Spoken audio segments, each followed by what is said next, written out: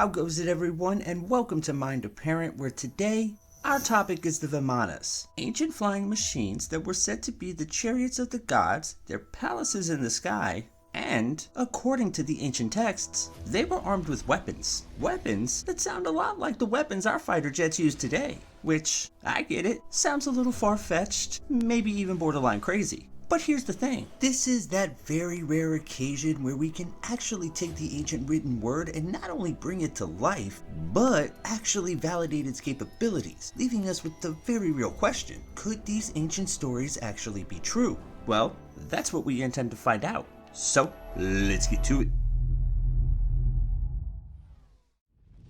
A fiery weapon that creates a fierce fireball, blazing up with terrible flames and countless horrendous thunder flashes. When discharged, all nature, including trees, oceans, and animals, tremble, and the sky surrounds with flame. Glaciers melt and mountains shatter with copious noise all around. When used, the Brahmastra can destroy every useful resource in a given area and prevent even a single blade of grass from ever growing in that area again. There will be no rainfall, and climate conditions will worsen. The strike of the Brahmastra will eventually destroy everything. What seems to be a description of a nuclear weapon, highlighting not only the explosion, but the aftermath as well. However, this is not a modern-day description of a modern-day weapon. Rather, this description, word for word, was written over 2,500 years ago and describes events that took place nearly 10,000 years ago. Known to be the longest poem ever written, the ancient Vedic text known as the Mahabharata consists of over 1.8 million words giving detailed accounts of a power struggle between two groups of cousins that would eventually lead to an all-out war known as the Kurukshetra War. And it is within the description of this war that we find detailed accounts of what can only be described as modern-day, even advanced technology. For example, when the bright moon rose, Ghatotkacha, the Rakshasa son of Bhima, slaughtered numerous warriors, attacking while flying in the air. Karna stood against him and both fought fiercely until Karna released Vasava Shakti, a divine weapon given to him by Indra. Ghatotkacha increased in size and fell dead on the Kaurav army, killing an Akshahini of them. A description of the final moments of the 14th day of fighting during the Kurukshetra War, in which Ghatotkacha seems to be flying in the sky, attacking people on the ground, and another, Karna, seems to fly in to protect them. And what follows can only be described as a modern-day dogfight between two modern-day jets that results in one shooting down the other. And here's the thing, the description of the weapon, Vasava Shakti, the magical dart weapon of Indra,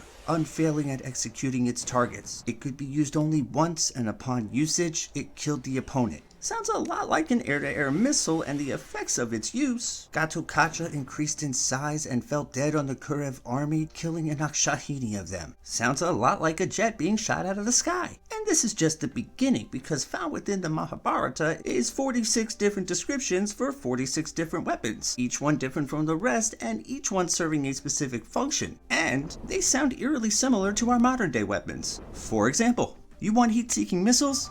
Try using the Nagastra. The arrow would have unerring aim and take on the form of a snake, proving deadly upon impact. Unless you had a way to avoid those heat seekers, something like the Saparna, or today what we would call flares. The weapon would release crazy birds from the chariot, distracting, a good counter to the Nagastra. But what if you wanted something a little bit more precise? Something like a laser-guided missile? Well, for that, you should try using Barbarika's Teen Bon.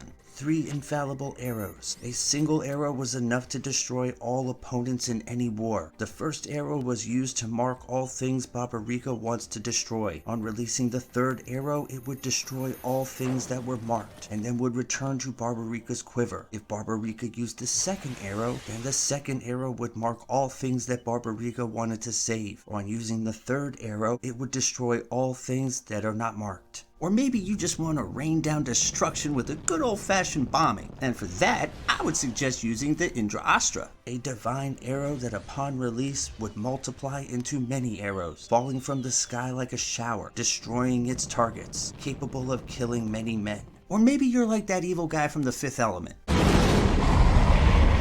You just want to burn some shit. My favorite.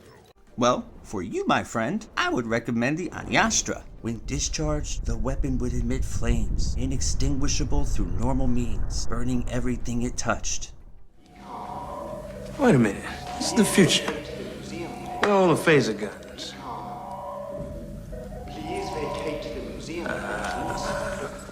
That's right, let's get real crazy and go full-on futuristic with a frickin' laser, or what the ancient Hindu epics would call the Maheshwa Ashra. Contains the power of Shiva's third eye and shoots a really fast, fiery beam, which can turn even celestial beings to complete ash. It has the power to turn entire creation to ashes.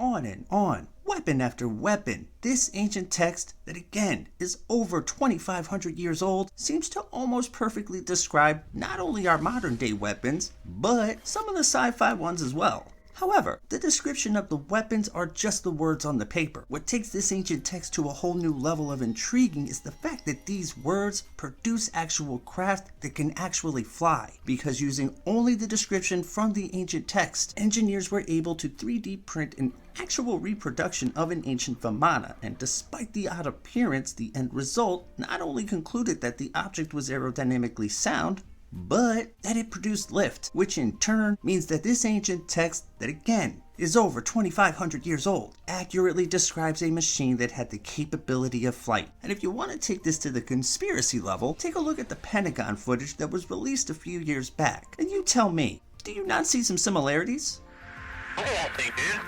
So, what's the truth? Well, that's the tricky part, because here's the thing. The fact that engineers were able to replicate a viable aircraft from an ancient text that dates back over 2,000 years justifies the theory that these ancient stories we call myths may actually be reality. It's just that that reality it portrays isn't necessarily one we're ready to accept. Even though, ironically, it's the same reality we see mirrored within the stories of every single ancient and current religion that long ago, thousands of years in the past, a pre-human civilization once existed in which gods, angels, aliens, or whatever you want to call them, not only walked side by side with humans, but shared their knowledge and technology, and for whatever reason, destruction, self-destruction, they disappeared, leaving us only with the fantastic tales and what time has not yet taken.